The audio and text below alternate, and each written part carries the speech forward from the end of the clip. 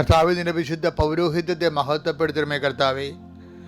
കർത്താവെ, സഭയിലുള്ള സാന്നിധ്യം പ്രകടമാക്കണമേ. 39 വർഷം ഞാൻ അർപ്പിച്ച കൃപാന്റെ യുഗതിയാൽ കൃപാസനത്താറെ ജീവനോടെ പ്രത്യക്ഷപ്പെട്ട പരിശുദ്ധ അമ്മയുടെ മാധ്യസ്ഥതയിൽ കൃപാസനത്താറെ നടന്ന 10,000-കണക്കിന് ആരാധനയുടെ ശക്തിയാൽ കൃപാസനത്താറെ നടത്തെങ്കിലേക്ക് നടത്തിയിട്ടുള്ള ലക്ഷക്കണക്കിന് ജപമാലകളുടെ ശക്തിയാൽ ഈ അങ്ങയുടെ മക്കൾക്ക് വേണ്ടി പ്രാർത്ഥിക്കുന്നു. കർത്താവെ, ഓരോരോ ജീവിത ക്ലേശങ്ങളിരിക്കുന്നവരെ നീ പ്രാർത്ഥന കൊണ്ട് വിടുവിക്കണമെന്ന് പ്രാർത്ഥിക്കുന്നു.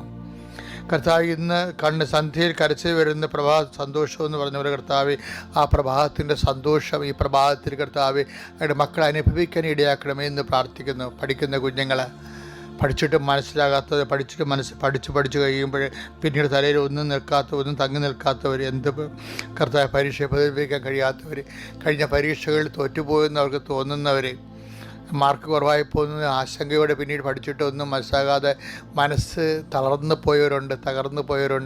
കർത്താവ്, പഠിക്കാനുള്ള ഇച്ഛാശക്തി കുറഞ്ഞു പോയവരുണ്ട്. അവരെല്ലാം കർത്താവിൻ്റെ പരിശുദ്ധം നിറക്കണമെന്ന് പ്രാർത്ഥിക്കുന്നു.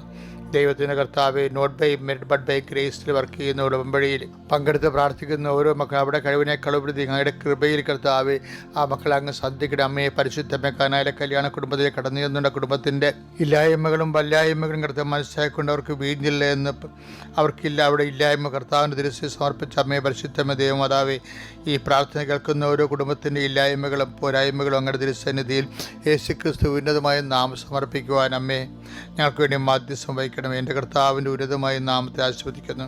തിരുവിലാരം മുറിവിൻ്റെ നാമത്തെ ആശീർവദിക്കുന്നു. അവൻ്റെ മുഴുകിടത്തിൻ്റെ നാമത്തിൽ ആശീർവദിക്കുന്നു. കർത്താവിൻ്റെ ഉയർത്തുന്നേപ്പിൻ്റെ ഉന്നതമായ വിജയത്തിൻ്റെ ശക്തിയാൽ ആശീർവദിക്കുന്നു. കർത്താവ്, പറമ്പ്, സ്ഥലം, അതിൻ്റെ കേസ്, കടം, ജപ്തി, അതിൽ നിന്ന് തലയൂരാൻ വേണ്ടിയുള്ള പിടഞ്ഞുകൊണ്ടിരിക്കുന്ന മക്കളെ നീ സന്ധിക്കണം. അവർക്ക് സഹായിക്കാൻ ആരുമില്ലാത്തവരെ സന്ധിക്കണമെന്ന് പ്രാർത്ഥിക്കുന്നു.